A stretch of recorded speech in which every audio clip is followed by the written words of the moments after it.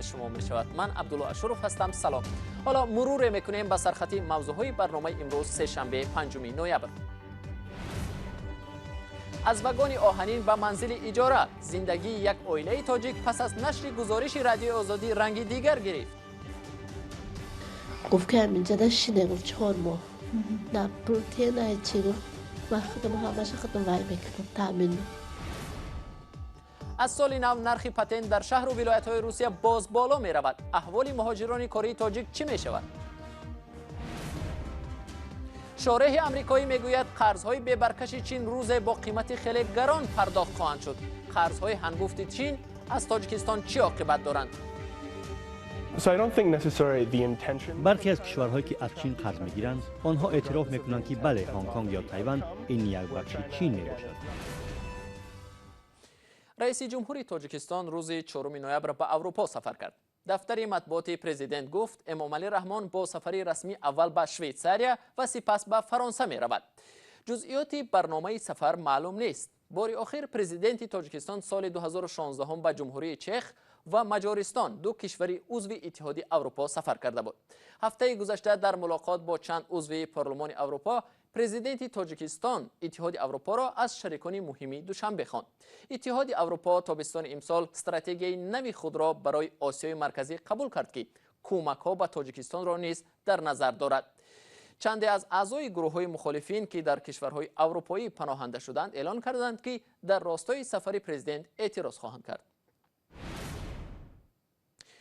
حکمت الله ظاهری با همسر و 4 فرزند بیمار 4 ماه باز در یک واگن آهنین در کنار نقطه شستشوی نقلیات در شهر دوشنبه زندگی میکرد. درآمد او از شستشوی ماشین برای اجاره خانه کفایت نمیکرد و تنها خرج خوراک اهل عائله میشد. رادیوی آزادی از زندگی طاقت فرسای این خانواده گفته بود و با گذشت 2 هفته با کمک خیرخواهان این خانواده به یک منزل اجاره کوچ بست. همکارم افسانه اکابرشایو و زرانگیز نوروزشاه دوباره به سراغ این خانواده رفتند و از روزگار نوی آنها میگویند.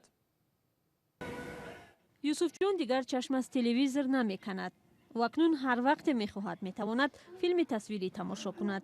در واگن تنگوتار آهنینی که چند ماه اخیر خانواده یوسف جان در آن زندگی میکرد، تلویزیون و عموما شرایط مساعد برای روزگذرانی نبود. خدا باشگه که با جان اکثر بهتره. مثل گپ نه در اوان نه در تاریخ نه نمیام. همه شرایط همه اسلوی داره. بعد نشر گزارشی از شرایط بدی این خانواده در رادیوی آزادی، یک صاحبکار آنها را در خانه خود جای کرد. گرفت ما را بگونی روزی آور ما را به چیز چوره آور ما را گرفت ایدارش درون کرد. گفت که همینجا داشتینه، گفت 4 ماه نه پروتین نه چی، گفت من خودم همش خودم وای میکنم تامین میکنم. به گفته حکمت الله، بعدی آگاه شدن از وضع زندگی او در واگن آهنین توسط رادیوی آزادی، مردم زیادی به کمکش شتافتند. برخی هم برایش امید بخشیدند که برای دریافت سرپناه دائمی به او کمک خواهند کرد. خدا هر یک چیز سبب میکنه بنده خدا دا. هر سبب کرد ما شما که شناس شدیم. شکر خدا بچه‌های چی همین تجارت کردی کار میکرده گروه بسیارن خیلیش دستگیری کردیم. خدا مشان درست کنه، فایز برکت کارشون عطا کنه. یکش پول آوردن، خیر آوردن پولم آوردن روز دیگه خرید خونه هم کردیم. اثر پول اوایو دوسته کودک خریدم پول اوایو. همچنین بعد نشر گزارش، طبیبی از یک مرکز شخصی طبی برای طبابت رایگان همسر و 2 فرزند بیمار حکمت الله اظهار آمادگی کرده است. یک پسر او فلجی دست و پای شده از زبان مانده است و دیگری بیماری دل دارد. من زد دکتر ما گفت دکترم کودک شما چی خیلی هم ما گفتم که نمیخواد دیاگنوز دارم برادر. گفت که خیلی بیار شما ما بینم شما بردمشون دید دارو داده راست دیگه خورده سیام کودکو داده استم با به پول طبابت کرد. موزیلاش به پول کرده است تشریح. مراجعت‌های به تکراری او به مقامات برای گرفتن یک پاره زمین نتیجه نداد. زندگی در واگن تنگ و شرایط بد این خانواده را مجبور کرد دختر بزرگشان را به یتیمخانه دهند. اما حالا دستی کمک افراد خیرخواه این عائله بی سرپناه و پریشان را در یک خانه سرجم کرد، چیزی که اکثر عائله های بی خانه و از هم دور مانده در آرزویش هستند. مقامات چندی از شهر و ولایت‌های روسیه از جمله مسکو و تیومن، سمارا اعلان داشتند که سر از سال نو نرخ پتنت مهاجران کاری را باز بالا میبرند. نرخ پتنت در شهر و ولایت‌های این کشور از هم فرق میکند و از 4000 تا 8000 روبل میرسد. مقامات مسکو که اکثریت مهاجران در این شهر کار و زندگی میکنند، نرخ ماهانه پتنت را از 5000 روبل کنونی تا به 5350 روبل بالا بردند. در این رابطه صحبت داشتیم با کریم جان یاروف، حامی حقوق مهاجران در روسیه، و نخست از او پرسیدیم که گران شدن پتنت روی زندگی مهاجران چی تاثیر خواهد داشت. سال 2019 الکی نرخ پتنت بالا برده شده بود و چند سال اخیر، 2-3 سال اخیر بالا برده نشده بود، ولی یک باره بالا بردن. اکنون این پیامد بدی دارد که اگر که هر سال با چنین مقدار پولی پتنت رو بردارن، نمیدونم که حال مهاجران چی می شود. از لحاظ اون گفتنی هستم که با برداشتن نرخ پتنت البته شاید نفران زیادی از سپردن پتنت، گرفتن خودی پتنت دستکشی کنند. در مجموع خودی همون بودجه باز همون مبلغی رو که به دست می آورد باز همون مبلغ رو به دست می آورد، ولی صف اونهایی که اجازتنامه کاری میگیرن یا پتنت میکنن الکی کم میشود. لیکن به هر حال گفتنی هستم که حکومت روسیه در سیما یا که حکومت محلی الکی یک چیز رو پیخست کردن که چقدر که پولی پتنت رو بالا برن مهاجران کاری اون رو پرداخت میکنن. از این کار خیلی ماهرانه استفاده میبرن. مهاجران از جریان دشوار گرفتن سندها از جمله پتنت در روسیه شکایت میکنند. حالا وضعیت چگونه است و با گران شدن نرخ پتنت به دست آوردن آن به فکر شما آسانتر می شود؟ بالا بردن نرخ پتنت گرفتن آن را آسان نمی کند، چنانه که ما میدونیم وقتهای اخیر، یک سال اخیر الکی گرفتن پتنت مشکل شده است. به یک قسم مهاجران حدودی 20% هم گویه می شود با آنها داده نمی شود با آن بهانه یا که با آن سخنان یا که حتی شاید که درست هم باشد که آنها در قید نیستند. وقتی که حجت قبول میکنن آنها در قید هستند یا که آنها را وقتی گرفتن حجت های آنها تفتیش نمیکنن و وقتی که پتنت الکی تیار میشود میگویند که شما در حجت های شما قلبکی هستند، در قید آنجا نیستید و مهاجران مجبور هستند که یک سال بعد مراجعت کنند و پولی پرداخت کرده آنها که برای سقورته، برای گذاشتن تشخیصات طبی و این چنین گرفته امتحانی که برای دانستن زبان روسی، تاریخ و حقوق روسیه میسپرند، الکی این مبلغ به باد فنا میرود. تشکر از کریم جان یاروف، حامی حقوق مهاجران کاری تاجیک در روسیه، و خاطر نشان میکنم که در این کشور بیش از 1 میلیون مهاجران کاری تاجیک کار و زندگی نموده، اکثریت با پتنت در این کشور فعالیت دارند. قرضهای بی‌برکش چین دام برای کشورهای خرد. سیم پارکر، پژوهشگر آمریکایی و مؤلف نظریه دیپلماتی قرضهای چینی، میگوید چین به کشورهای مثل تاجیکستان قرضهای زیاده را میدهد و در نهایت احتمال کشور قدرت بازگردان آن را نخواهد داشت. در نهایت کشور مجبور می شود به جای قرضها ثروت‌های طبیعی و ملی خود کانهای طلا و نقره را تقدیم می کند. چین عین زمان بزرگترین وام دهنده است و قرض تاجیکستان از این کشور امسال از مرز 1.5 میلیارد دلار عبور کرد.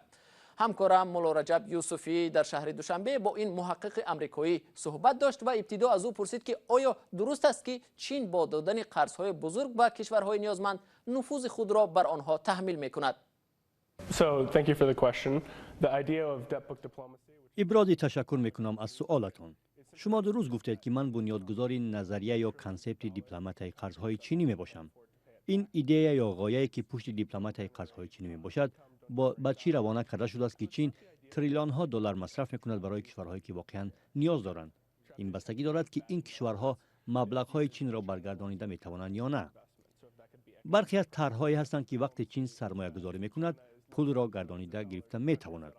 اما همچنان باید در نظر گیریم که لایحه‌هایی هستند که کشورهایی هستند که این پول را گردانیدن نمیتوانند. قابلیت برگرداندن این پول را ندارند. می شود گفت که قرضهای چین دامی هستند که کشورها وقتی به آن می افتند مجبور می شوند که منفعت‌های سیاسی و امنیتی و حتی حربی چین را احترام کنند. برخی از کشورهایی که از چین قرض میگیرند آنها اعتراف میکنند که بله هنگ کنگ یا تایوان این یک بخش چین می باشد. اما باز هم کشورهایی هستند که از چین قرض نمیگیرند، اما آنها بر این نظرند که هنگ کنگ یا تایوان کشورهای صاحب استقلالند.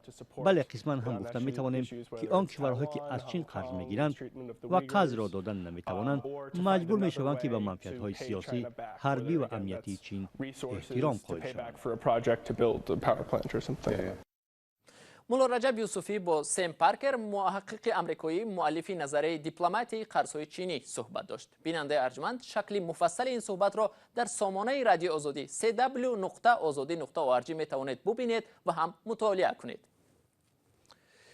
روز 4 نوامبر خبرگزاری دولتی ازبکستان اوزا گزارش درباره زادروز سیده میرزیویوا دختر کلانی پرزیدنت این کشور شوکت میرزیویف را در سرخط خبرهایش جای داد. در دوام روز گزارش درباره ترجمه حال او نیز نشر شد. سیده میرزیویوا در ماه ینور سال روان به مقام معاون رئیس آژانسی نظارت مخابرات و رسانه‌های اخبار عمومی ازبکستان تعیین شده است. بسیاری ها نگرانند که مبادا سیده میرزیویوا مثل گلناره کریمووا دختر کلانی پرزیدنت سابق این کشور از قدرت پدرش سوء استفاده نکند. میدانید 2 سال قبل موردی تشریفش به وادی فرغانه شوکت میرزیویف اوید به سوء استفاده از قدرت در زمان کریموف نظر خود را گفته بود. در اونجا گفته بود که این هیچگاه تکرار نمی شود و اون نمیگذارد که یک عائله سر قدرت بیاید و تمام کشور را به دست گیرد، در زیر نظارت خودش دارد.